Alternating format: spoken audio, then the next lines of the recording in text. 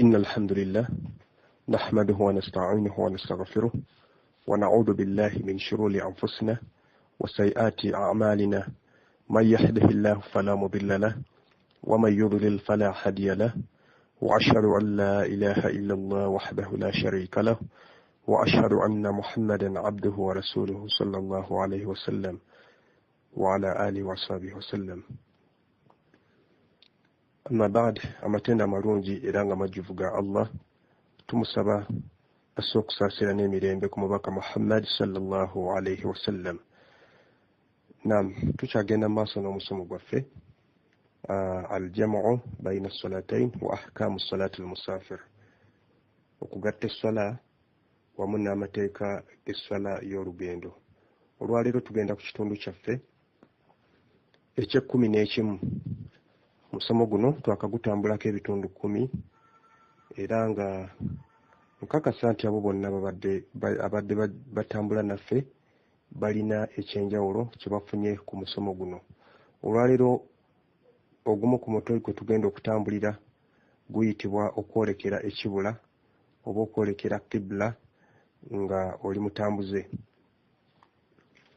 Naam, tugamba nti omuntu ne bw'aba nga ali mu lugendo ateekeddwa okusaala nga yolekedde ekibula. Bw'amala gasaala nga ye eby'ekibula tabifuddeeko n'awuza kasita nsadde, essala ye tetuuka, ate afuna n'omusango gw'okunyooma etteeka lino. Oyo yenna ayagala okusaala singa ekibula wano ntegeeza Kaaba emubeera wala tagirabako, amateeka gamulagira kutunula ludda lw'eriko. Kati nga wano mu East Africa, bwe ngamba East Africa ntegeeza Uganda, Kenya ne Tanzania, oludda lwa Kaaba oba ekibula gaba mambuka. Bwe ngamba mambuka ntegeeza north. Kale wonna w'oba otunudde bw'oba oyolekedde mambuka essala etuuka. Allah agamba mu Qur'ani mu Suratul Bakara aya ya 149 agamba nti ومن حيث خرجت فولى وجهك شطر المسجد الحرام. Amakuru naawo wonna w'obanga ogenze, amakuru nti essala neetuuka n'oyagala okusaala, agamba nti saala ng'oyolekedde oludda oluliko omuzikiti ogw'emizizo. Al-Masjid al-Haram gwe muzikiti ogw'emizizo ogw'e Makka. Allah yatulagira kwolekera ludda luliko Kaaba kwoyo atasobodde kugiraba, so ng'oyo agirabako asaala emuli mu maaso. Kati wano bino byekkaanye ku kwolekera ekibula naddala nga oli mutambuze. Ekisooka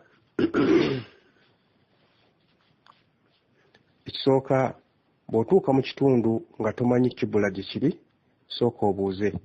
Buuza oyo gw'olaba oba gw'okakasa nti ky'omubuuza akimanyi.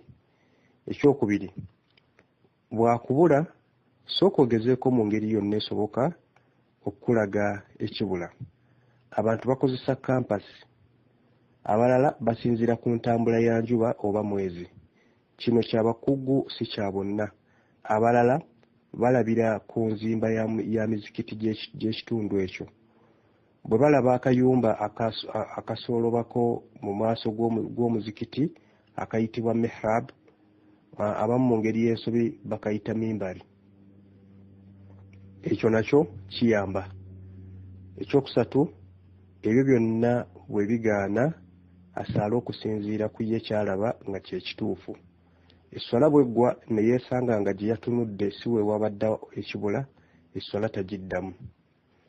Ekyokuna, si kituufu ku muntu atannamanya kibula we kiri nti buli swala akyusa gy'atunula, wabula akozesa engeri zonna z'asobola, oluvannyuma asalawo okusinziira ku kunyiikira kwe wajaba ayolekera. Oluvannyuma bwe yeesanga nga waliwo esswala ze yasadde nga gye yabadde atunudde si kyekibula, esswala tagiddamu. Nga n'ekirala, singa abasaaze baba babiri naye nga buli omu ku abo alina ye waakakasa nti kyekibula, oluvannyuma lwa buli omu okukinoonya naye oluvannyuma ne batatuuka ku kukkaanya basobola okusaala esswala ya jama eyo naye nga buli omu atunudde ye gy'akakasa okuba ekibula. Bw'atyo Sheikh Uthaymin bwe yannyonnyola nti ekyo tekitta swala, wabula n'ensomesa endala etakkiriza oba etakikkiriza weeri, naye ekyo kye kisinga okuba ekituufu. Era singa oluvannyuma omu ku bakizuula nti yatunudde wakyamu naye swala ye tagiddamu. Olwa hadithi eno wammanga. Hadithi eno an Amir bun Rabi'a قال أمكر عامر بن ربيعة قامباتي كنا مع النبي صلى الله عليه وسلم في السفر ليلة مظلمة فلما ندري أين القبلة فصلى كل واحد حياله فلما أصبحنا ذكرنا ذلك لرسول الله صلى الله عليه وسلم فلم يأمرنا بالإعادة وقال قد أجزعت صلاتكم. حديث eyo eri mu Sahih Sunan At-Tirmidhi namba 2257 ne mu Ibn Majah ku namba 1021 nga Amir ibn Rabi'a agamba nti lumu twalina Nabbi sallallahu alaihi wasallam mu lugendo ng'obudde bwa kiro ate nga kyanzikiza nga ku ffenna tewali yali amanyi kibula we kiri. Enjogera za hadithi endala zigamba nti twagezaako okukinoonya ne twawukana, buli omu n'asaala ng'atunudde gy'alaba nga kye kibula. Obudde bwe bwakya obudde bwe bwakya ku makya ne tutegeeza Nabbi sallallahu alaihi wasallam kye twakoze. Teyatulagira kudda mu swala, wabula yagamba nti mwenne swala yammwe yatuuse. Ensonga ey'omukaaga, singa wabaawo abasaazi babiri era ne batakkaanya ku kibula, buli omu n'asalawo atunule gy'alaba nti we watuufu, oluvannyuma ne wazuukawo omuntu owookusatu ono bw'abanga naye talina we yeekakasa wabula agoberera bugoberezi, we yalagirwa agoberere omu ku abo ye gwe yeekakasa. Ensonga ey'omusanvu, bw'aba talina gwe yeekakasa kati yebale ng'ali yekka. Singa asangiddwa ng'ali yekka yalikoze atya? Kye yalikoze nakati kyaba akola anyiikire nga bwe twogedde emabega oba nga bwe twagamba emabega mu misomo egyakulembera. Singa omusaaze ekibula tamanyi we kiri ate nga tafuddeeyo kukinoonya, ye n'amala gasaala, oluvannyuma ne yeesanga nga gy'atunudde si we wabadde watuufu, eswala alagirwa agiddemu. Nga n'ensonga ey'omwenda, singa omuntu gwe weekakasa kugamba nti ekibula kiri wano nga naye agezezzaako bugezi okukinoonya, talina bukakafu, mugoberere. Bw'aba nga alina kyakusinza mu kumanya entambula y'ensi mu bya geography, naye bw'aba talina kyakusinza era nga talina kyayinza kunywererako, naawe okkirizibwa oba osobola okukola okunoonyereza okukwo. Ensonga endala nga ye 10, singa obadde otandise okusaala ne wabaawo akulaba nga gy'otunudde si we watuufu, akkirizibwa okugamba nti tunula ludda oba sayidi gundi, ate era naawe olagirwa okyuke otunule gy'akugambye. Okukyuka bwe kutyo tekutta swala. Namba 11, okkirizibwa okukwata ku muntu n'omutunuza watuufu ng'asaala. Nga n'esembayo, singa oteebereza nti oludda gundi lwe luliko ekibula n'osaala eswala ate n'obuusabuusa mu swala endala nti luli gye wabadde otunudde osanga si we wabadde watuufu, tokkirizibwa kukyusa okuggyako nga ddala weekakasizza nti kati gy'ogenda okutunula we watuufu. Obujulizi we buli singa osoma mu asulu sifatu salati nabbi, n'obeera ng'osoma omuzingo ogwokubiri, osoma okuva ku 72 mpaka ku 78. oba osobola okutunula mu sharhu al-mumta' omuzingo ogwokubiri osoma okuva ku 271 mpaka ku 289 oba mu tamamul minna nobeera ng'otunula mu muzingo ogusooka soma okuva ku 211 mpaka ku 213.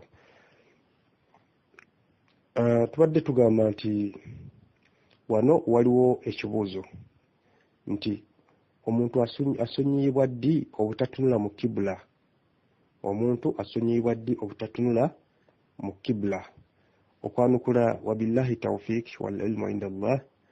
Tukimanyi bulungi nti omusaaze bw'aba asaala tamala gatunula buli wonna w'aba ayagadde, alina okunoonya ekibula nga bwe twannyonnyodde. Wabula waliwo wasonyiyibwa okusaala nga tatunudde mu kibula, okugeza mu mbeera nga zino wammanga. Ngenda kuleetawo embeera za mirundi 5 ng'esooka ku yo oyo alemeddwa okwolekera ekibula ng'ate tewali ayinza kumutunuzaayo, okugeza obulwadde obuyinza okukutuusa okuba nga tolinaamu kenyeenya, naye nga muli ekigenda mu maaso kyonna okimanyi. Mu mbeera ng'eno gw'omulwadde saala mu mbeera gy'olimu wadde nga totunudde mu kibula. Ensonga ey'okubiri, oyinza okuba nga osibiddwa naddala akandooya oba mu mbeera endala yonna nga tolina ngeri yonna gy'osobola kutunula mu kibula. Embeera ey'okusatu, embeera ey'olutalo olw'eddiini. Kale ne bwe lutaba lwa ddiini naye nga muli mu mbeera yaddukadduka, naye nga gye muddukira oba gye mudda si eri ekibula, mbeera ya kazigizigi, ng'essaawa gye mulimu ya bwerinde, awo ekibula kikusonyiyibwa okukitunulamu. Ensonga endala, waliwo okubaawo ekintu ng'abantu bakidduka, okugeza badduka masasi oba badduka muliro. Mu mbeera ng'ezo okutunula mu kibula kisonyiyibwa. Nga nesembayo ey'okutaano, omuntu akkirizibwa okusaala esswala eya sunna ku kidduka wadde nga tatunudde mu kibula, nga n'ekisingako obulungi atandike esswala ng'atunudde mu kibula, oluvannyuma ne bw'atunula gye kitali tewali musango. Ekyo bw'aba kisobodde, bwe kimulema ne bw'agitandika nga tatunudde mu kibula, esswala ye era etuuka. Naam, awo wengenda okubeera nga nkomya ensonga eno ey'okubeera nga twolekera mu kibula nga tuli batambuze. Ngenda kubeera nga nzizaako omutwe omulala gwe tugenda okutambulirako. Tugenda kulaba ebbanga ly'okusala ku swala, kubanga wano waliwo ebibuuzo bingi era nga bwe bitera okubuuzibwa, bwe ngenda okubeera nga mbibuuza mbyanukule insha Allah. N'olwekyo ekibuuzo ekisookera ddala ku nsonga eno, bbanga ki erikomwako omuntu okusala ku swala? Okwanukula, abamanyi ensonga eno bagiwaako endaba ez'enjawulo ddala nga 20. Ensonga eno abamanyi bagiwaako endaba ez'enjawulo ddala nga 20. Ebigambo ebyo byonna byawukana. Wano waliwo ekibuuzo ekirala kye ngenda okuteekawo, kiki ekivaako okwawukana? Ensonga eyavaako okwawukana eri nti ebbanga omuntu lyakomako okusala ku swala mu Qur'ani teryayogerwa wadde hadithi za Nabbi sallallahu alayhi wasallam. N'olwekyo buli yenna eyakomeka era n'alaga ebbanga nti lye lino yasinziira ku zimu ku ngendo za Nabbi sallallahu alayhi wasallam. Mu ekyo ntegeeza nti bwe yamanya nti Nabbi sallallahu alayhi wasallam yatambulako olugendo n'agenda okugeza mu kitundu gundi n'asala ku swala, ye yakitwala nti olugendo olwenkana ng'olwo omuntu bw'alutambula asala ku swala. Ate nga engendo Nabbi sallallahu alayhi wasallam ze yatambulanga zaawerako, ate nga zonna obuwanvu bwazo tebwenkana. Kale kyova olabanga n'ebigambo by'abamanyi ku nsonga eno biwerako ate nga byawukana. Tugenda mu maaso insha Allah. Kino bonna bakyegattako kye ngenda okwogera. Ensonga gye ngenda okwogerako abamanyi bonna bagyegattako.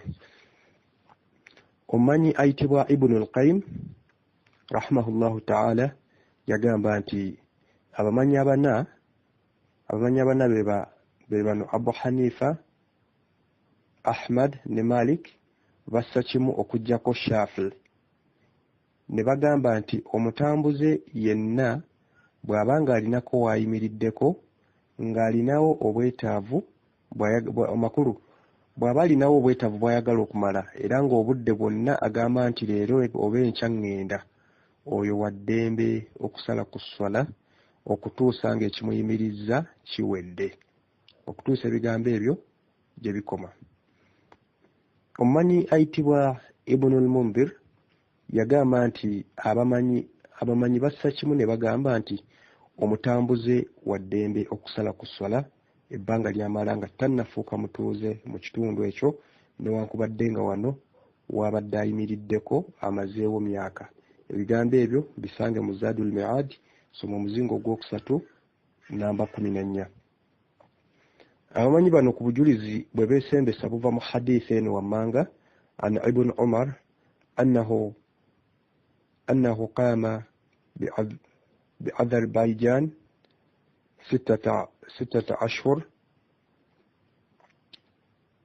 ارتب عليهم الثلج فكان يصلي ركعتين.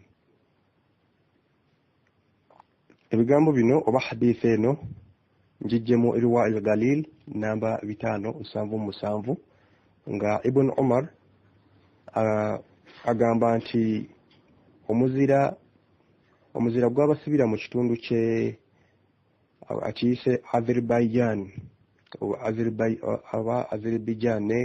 mu Luwarabu kiwandikiddwa okubagamba nti qaama بأذربيجان 6 أشهر بأذربيجان 6 أشهر نagamba nti ارتبع عليهم ثلج فكان يصلي ركعتين. Kati mu kitundu kye Azerbaijan agamba omuzira gw'abasibira mu kitundu kye Azerbaijan okumala emyezi 6. Amakulu nti gwali mungi nga tegubasobozesa kutambula. Ebbanga eryo lyonna esswala baasalanga raaka 2. Bw'atyo bw'atugamba Ibn Umar oba muyite Abdallah. Wabula mpozi Imaamu Shafi'i ye yagamba nti omutambuze bw'ayimirirako awantu ng'alinawo kyayagalawo asala ku swala. Bwe kibanga ebbanga eryo terisussa nnaku 17 oba 18, ebbanga eryo bwe lisukkaawo olwo aba takkirizibwa kusala ku swala. Naye ekigambo kye tusoose kye kisinga okuba ekituufu olw'ensonga nti abamanyi abasinga obungi kye bagamba, ate era n'omuntu afaanana bw'atyo awo waba ayimiriddeko aba akyasibiddwawo lwa nsonga era aba tannatuuka. Oyinza n'okwesanga nga embeera oba ekintu ekimusibye kibadde kyakibwatukira, kale olw'okuba nti aba tannatuuka gy'alaga asigala akyabalibwa nti mutambuze. Ebigambo by'abamanyi ebyasinga okwatikirira ku bbanga omutambuze lyateekwa okukomako okusala esswala ng'ali mu lugendo. Imaamu Abu Hanifa ensomesa ya imaamu ono egamba nti omutambuze asigala asala ku swala bw'abanga atuuse gy'alaga mu bbanga eritaweza nnaku 15. Bwe zisukkawo olwo aba ateekwa kujjuza swala. Ebigambo ebyo bisange mu kitabo ekiyitibwa Al-Mabsut omuzingo ogusooka namba 266 oba mu kitabo kya Ibn Hammam ekiyitibwa Fathul Qadir osome ku omuzingo ogwokubiri namba 9 bwembanga seerabidde. Buno obujulizi bwe basembesa buva ku hadithi ya sahabi ayitibwa Abdallah bin Umar yagamba nti idha kunta musafir فوطنت نفسك على إقامة 15 يوما فأتم الصلاة. okutuusa hadithi eyo gyekoma sigenda gimalayo nenga kino kyenjagalamu. Sahaba ono ayitibwa Abdallah bin Umar Allah musaasire Allah musiime yagamba nti bw'obanga oli mutambuze n'osalawo okubeera awantu amakulu n'ofunawo obutuuze sala ku swala bw'obanga tonnaweza nnaku 15 bwe ziwera 15 awujjuza esswala amakulu nti togisalako. Kati bwe tugenda ku bigambo bya Imam Shafi'i ne Malik, ensomesa ya Imam Shafi'i egamba nti omutambuze bw'asalawo okubeera awamu n'amalawo ennaku eziwera 4 olwo aba takyayitibwa mutambuze, aba afuuse mutuuze. Amakulu bwe zisukkawo olwo aba asaalala akannya. Ennaku ezo zibalwa ng'olunaku lwe yatuukira mu kitundu ekyo teruliiko, era bw'aba waakuddayo mu nnaku ezo olunaku lw'anaddayo nalwo terubalwa. Bw'ogatta ziba ennaku 6. Kati bw'oggyako olunaku lwayingira ne lwanaddayo, ennaku eziba zisigaddewo ziba 4, era bwe zisingawo olwo omutambuze oyo aba afuuse mutuuze, ateekwa okujjuza era akennya. Ebigambo ebyo osobola obisanga mu Al-Majmu' Sharh al-Mahdhab mu muzingo ogwokuna, osoma okuva ku 359 oba asoma okuva ku 356 mpaka ku 359, oba ne mukaafi osome okuva ku muzingo osoma ku muzingo ogusooka namba 29. Naam, bano obujulizi bwe beesembesa buva mu hadisi eno عن علاء الحضرمي رضي الله عنه قال صحابي عيتوا علاء علاء أجامبا أنتي النبي صلى الله عليه وسلم يجامبا. نعم، قال رسول الله صلى الله عليه وسلم يمكث المهاجر بعد قضاء نسكه 3. حديث إذا متفق عليه وبخاري نمبر 1333 ne Muslim namba 1352. Agamba nti Nabi sallallahu alaihi wasallam agamba nti buli muntu yenna amakulu eyali asenguse okuva e Makka n'agenda e Madina, bw'aba akomyewo e Makka ng'akomyewo kukola hijja, bw'amala okukola hijja e Makka amalawo ennaku 3, anti ennaku ezo zaaba za bugenyi era bwe zaggwangako nga baddayo e Madina. N'olwekyo obujulizi bwe beesembesa babujja mu hadisi eyo. Tugenda ku bigambo, tugenda kulaba omumanyi ow'okusatu Imam Ahmad. Ng'ensomesa ya Imam Ahmad eyo egamba bweti: omutambuze bw'amalirira okubeera awantu wonna w'aba alaze n'asaalirawo esswala eziwerera ddala 21, amakulu asaaliddewo esswala ezisukka 21, awo aba takyayitibwa mutambuze, wabula aba akkirizibwa okusala ku sswala ebbanga ly'amala ng'esswala 21 tezinnawera. Obujulizi bano bwe beesembesa buva ku lugendo lwa hijja olwa Nabi sallallahu alaihi wasallam. Nabi sallallahu alaihi wasallam yagenda okukola hijja, era ennaku ze yamala e Makka yasaalirayo esswala 21. Esswala ezo yazisaalanga azisalako. E Makka Nabi sallallahu alaihi wasallam yatuukayo ku lunaku olwokuna ku sswala ya subuhi, era yawangaalirayo okutuusa ku lunaku olw'omunaana mu nnaku ez'okukola hijja, era yakoma ku sswala ya subuhi ku lunaku luno. Subuhi bwe yaggwa n'asiibula n'ava e Makka. Imam Ahmad wano wagambira nti oyo yenna atambula olugendo n'aluwezaamu esswala ezo nga Nabbi sallallahu alaihi wasallam bwe yaziweza, asala ku sswala. Esswala ezo bwe zisukkawo olwo ateekwa kuzijjuza kuba aba afuuse mutuuze, takkirizibwa kuzisalako kuba aba takyali mutambuze. Ebyo nno bisange mu Al-Kaafi omuzingo ogusooka ku namba 2. Tugenda ku manyi owokuna tulabe ensonga ya Sheikh Ibn Taymiyyah. Ibn Taymiyyah ye ebbanga lino teyali wannaku nti ziteekwa kuba bwe ziti nga bwe tulabye abalala bwe babadde bagamba. Era ye mu bigambo bye, ebigambo bye biwanvu nnyo, yagamba nti wa amma man tabayyanat lahu sunna wa alima anna nabiy sallallahu alayhi wa sallam lam yusharra lil musafir an yusalli illa rak'atayn ولم يحد السفر بزمان أو بمكان ولا حد الإقامة أيضا بزمن محدد لا 3 ولا 4 ولا 12 ولا 15 فإنه يقصر كما كان غير واحد من سلف يفعل حتى كان مسروق قد ولوه والآية لم يكن يخترها فأقام السنين يقصر الصلاة وقد أقام المسلمون. Nolwekyo ebigambo bino biwanvu okubisoma okubeera nti bimalayo, naye ngenda kugezaako okubeera nga mbireeta mu lulimi lwe tutegeera tumanyiye. Sheikh Ibn Taymiyyah rahimahullahu ta'ala agamba atya. Ebyo tusomye sibisomye kubimalayo, bigambo badde biwanvu, naye nga mu bigambo bye amakulu g'ebigambo bye abadde ategeeza nti oyo yenna aba ategedde obulungi enkola oba ensomesa oba enkola y'omubaka ku nsonga y'olugendo, era ng'akimanyi bulungi nti omutambuze alina kusaala lwaka 2 zokka, era ng'akimanyi bulungi nti olugendo oba safaari teyakomeka nti oba bbanga bwe riti, era safaari ewera omuntu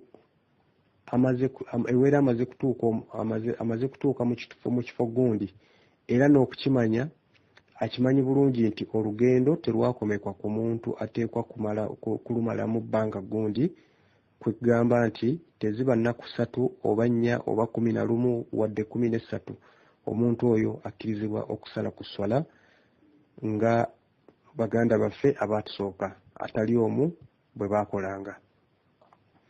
Kaakati wano ategeeza okusingira ddala basahaba, awadde ekyokulabirako kya sahabi Masruq eyaweebwa obukulembeze naye nga yali tabwagala. Mu butabwagala yali tayagala na kuwangaalirayo, naye yawangaalirayo emyaka egiwera nga eswala asaala amakulu ng'eswala asaala azisalako. Nga n'ekirowoozo ekyokubaayo ng'omutuuze waayo yali takirina, eswala n'asalawo okugisaala ng'agisalako, nga amakulu nga yeetadde oba yeetutte okuba omutambuze. Si kyekyo kyokka, wabula waliwo n'abasiraamu oba basahaba bagenda okulwana jihadi mu kitundu kye. Ekitundu ekyo baamalayo emyezi 6. Ekitundu ekyo ndowooza kiyita Nahawanda. Eyo baamalayo, bwemba nga seerabidde mu kitundu ekyo oba erinnya ly'ekitundu ekyo, baamalayo emyezi 6 nga basala ku swala. Awamu n'ekyo bagenda mu jihadi, bwe bagenda okulwana jihadi mu kitundu kya Nahawanda, eyo baamalayo emyezi 6 nga basala ku swala. Awamu n'ekyo baali bakimanyi bulungi nti ensonga ebatutteyo ya jihadi si yakuggwa mu nnaku 4 oba okusingawo okutuusa ebigambo ebyo gye bikoma. N'olwekyo omuntu yenna pozi okubabuulira ebigambo ebyo gye bivudde, bivudde mu kitabo kye Al-Fatawa, soma ku muzinga ogwa 24 ku namba 18. N'olwekyo omuntu yenna ebbanga lyamala ng'akyabalibwa nti mutambuze asala ku swala, newankubadde nga omuntu awantu amazeewo emyezi. Bwe twetegereza ebigambo bya Sheikh ono, ye agamba nti omuntu wa ddembe okusala ku swala ng'alina gy'alaze okutuusa lw'alikomawo. Ebbanga lyamala nga gy'alaze taliiyo nga mutuuze, amakulu takomekwa nti akoma ku nnaku bwe ziti ng'abantu oba ng'abamu ku bamanyi bwe bagamba. N'olwekyo barakallahu fiikum wa jazakumullahu khair. Olw'ensonga nti kaklipu kano kawanvuye naye ng'ensonga eno nga nnyo tubadde tukyagendera ddala nayo mu maaso, nja kugikoma wano olwaleero. Insha Allah bwe tunaaba tuzeemu okusisinkana, kyesaba Allah twongere obuwangaazi tusobole okusisinkana ensonga zino tubeere nga tuzigaziya zitegereke bulungi eri abasiraamu. Tujja kubeera nga tutunuulira ekitundu ekyokubiri eky'ensonga eno tusobole okubeera nga twegassa nayo. innahu waliyu dhalika walqadiru alayhi. Assalamu alaikum warahmatullahi wabarakatuh.